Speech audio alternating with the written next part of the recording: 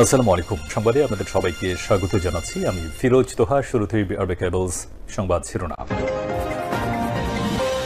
প্রথমেই জানিয়ে দেব, সেনাবাহিনীর গোপন সূত্রে জানা গেছে কক্সবাজারে যত চাঁদাবাজি টেন্ডারবাজি টাকা হয় সব টাকা বিএনপির স্থায়ী কমিটির সদস্য সালাউদ্দিন আহমেদের বাড়িতে রাখা হয়।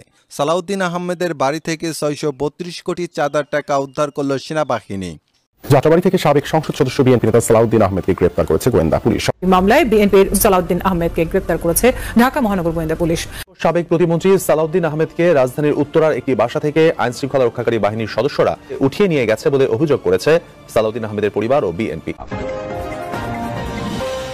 এরপর জানিয়ে দেব, রাষ্ট্রপতি শাহাবুদ্দিন চুপ্পুর হাত ধরে দেশে ভয়ঙ্কর রূপে ফিরবে আওয়ামী লীগ।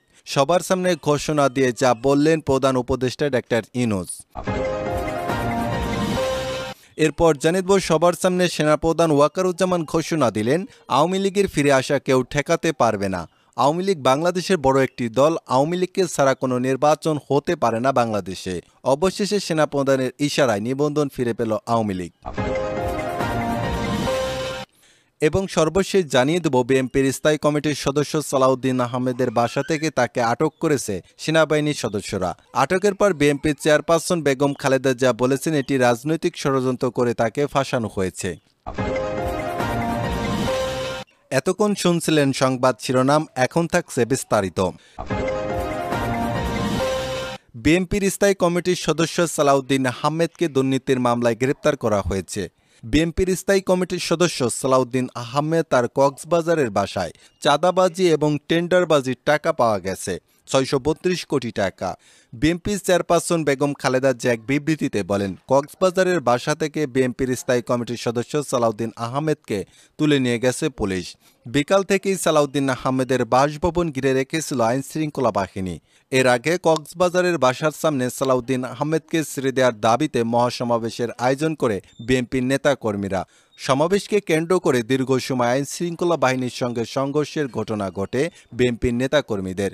এই সময় ২৮ জন পুলিশ সদস্য গুরুতর আহত হন এবং ২২ জনকে গ্রেপ্তার করে পুলিশ সদস্যরা। বিএনপি নেতা সালাউদ্দিন আহমেদের ব্যক্তিগত বাসভবন কক্সবাজার থেকে সেনাবাহিনীর একটি বিশেষ অভিযানিক দল ৬৩২ কোটি চাঁদাবাজি টেন্ডারবাজির এবং জুলুমে টাকা উদ্ধার করেছে সেনাবাহিনী। গোপন সূত্রে সেনাবাহিনী জানতে পেরেছে কক্সবাজারে বিভিন্ন স্থানে চাঁদাবাজির এবং টেন্ডারবাজির টাকা সালাউদ্দিন আহমেদের কাছে যায়।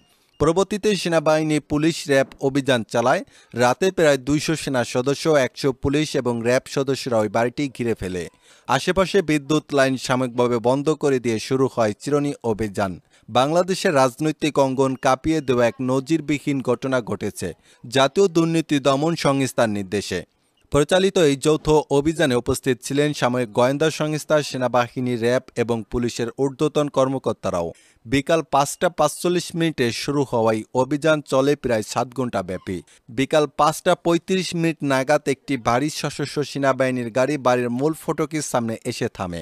এরপর সেনাবাহিনীর বোমা নিষ্ক্রিয়করণ ইউনিট ও স্ক্যানার ডিভাইস দিয়ে পুরো বাড়ি ঘিরে ফেলা হয়। ঠিক ৬টায় অভিযানিক টিম মূল ভবনে প্রবেশ করে এবং প্রথমেই বাড়ির বেসমেন্ট এবং ব্যক্তিগত অফিস রুম লক্ষ্য করে তল্লাশি শুরু করে। তদন্তকারী সংস্থার এক সদস্য নাম প্রকাশ না করার শর্তে জানিয়েছেন ৬টি সিন্দুক ও ৪টি লকার ভেঙে সেখানে বাক্সর পর বাক্স ভরা বিপুল পরিমাণ নগদ টাকা এবং স্বর্ণালংকার উদ্ধার করা হয়। উদ্ধারকৃত অর্থ বিশেষ নিরাপত্তার মাধ্যমে বাংলাদেশ ব্যাংকের বিশেষ ফোর্সের একটি গাড়িতে করে নিয়ে যাওয়া হয়।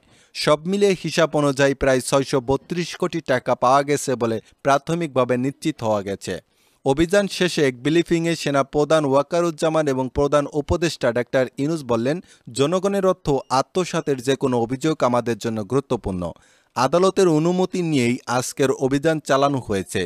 সেনা কর্তৃপক্ষ স্পষ্ট জানিয়ে দিয়েছে এই অর্থের হিসাব সালাউদ্দিন আহমেদকে দিতে হবে।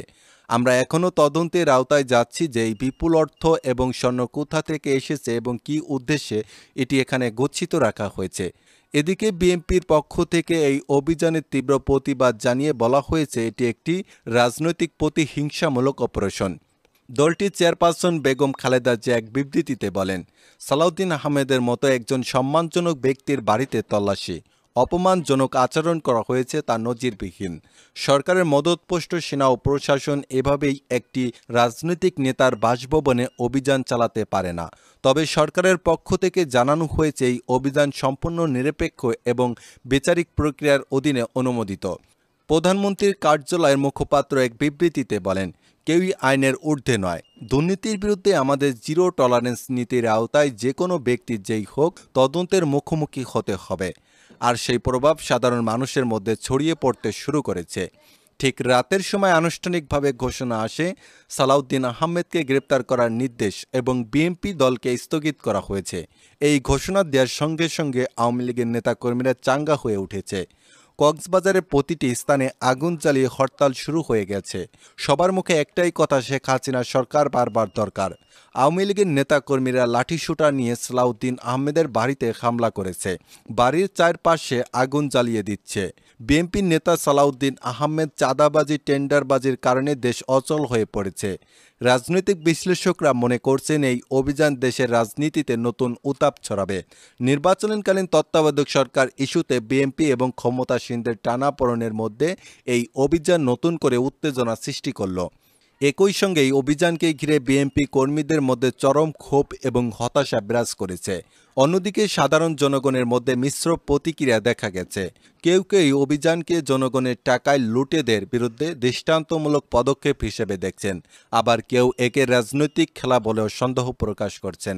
সাংবাদিক ইলিয়াস হোসেন বলেন, এমন সময় এমন একটি অভিযান দেশের রাজনৈতিক অঙ্গনে বহুমাত্রিক প্রতিক্রিয়া তৈরি করবে। এখানে যদি যথাযথ তদন্ত অভিযান না হয় তাহলে জনগণের আস্থা আরও দুর্বল হবে। উল্লেখ, গত 2 দশকে বিএনপির নেতা সালাউদ্দিন আহমেদের বিরুদ্ধে দুর্নীতি, টেন্ডারবাজি ও বিদেশে অর্থ পাচারের অভিযোগ একাধিকবার উত্পাদিত হলেও আজকের মতো স্পষ্ট প্রমাণসহ এমন কোনো উদ্ধার কাজ এর আগে সামনে আসেনি। বর্তমানে উদ্ধারকৃত নগদ টাকা ও স্বর্ণালংকার সামরিক হেফাজতে রাখা হয়েছে এবং উচ্চ পর্যায়ের তদন্ত কমিটি গঠন করা হয়েছে। আগামী 72 ঘণ্টার মধ্যে বিস্তারিত প্রতিবেদন জাতীয় দুর্নীতি দমন কমিশনের কাছে জমা দেওয়ার কথা রয়েছে। সেনাপ্রধান ওয়াকারুজ্জামান কয়েকদিন আগে বলেছিলেন, দুর্নীতি দমনে কারো প্রতি রেহাই দেওয়া হবে না। বিএনপির নেতা সালাউদ্দিন আহমেদের বাড়িতে অভিযান চালিয়ে টাকা উদ্ধার করে তিনি সেই প্রতিশ্রুতির বাস্তব প্রমাণ দিলেন। এত বিপুল অঙ্কের নগদ অর্থ সালাউদ্দিন আহমেদের বাড়িতে পাওয়া মানে গোটা বিএনপি নেতাদের অর্থনৈতিক দুর্নীতির চিত্র এখন প্রকাশ্যে। শত শত কৌতূহলী মানুষ ভিড় জমায় সালাউদ্দিন আহমেদের বাড়ির সামনে। হাজারো মানুষ লিখেছেন, সালাউদ্দিন আহমেদের মতো ব্যক্তি যদি দুর্নীতির এমন গভীরে ডুবে থাকেন তবে সাধারণ মানুষ কাকে বিশ্বাস করবে। অনেকে ক্ষোভ প্রকাশ করে। এই ঘটনার জেরে ঢাকা ও আশেপাশের এলাকায় করা নিরাপত্তার ব্যবস্থা গ্রহণ করা হয়েছে। বাড়তি পুলিশ এবং র্যাবের মোতায়েন করা হয়েছে যাতে করে বিএনপির কোনো কর্মী বা সমর্থক উত্তেজিত হয়ে আইন শৃঙ্খলা পরিস্থিতির অবনতি না ঘটায়। দেশবাসী এখন তাকিয়ে আছে এই উদ্ধার অভিযান পরবর্তী বিচারিক প্রক্রিয়া কিভাবে পরিচালিত হয় এবং এর পেছনের প্রকৃত সত্য বেরিয়ে আসে।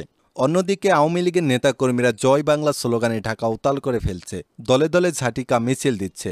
তাদের মুখে একটাই কথা, শেখ হাসিনা সরকার বারবার দরকার। বিএনপির অফিস ভেঙে দিচ্ছে, শেখ হাসিনা বার্তা দিলেন। সব নেতাকর্মীরা দেশে ঢুকে পড়েন। আওয়ামী লীগের নেতাকর্মীরা যারা আত্মগোপনে ছিলেন সবাই জয় বাংলা বলে রাজপথে নেমে পড়েছে। বিএনপির পালাবার আর কোনো পথ খোলা নাই।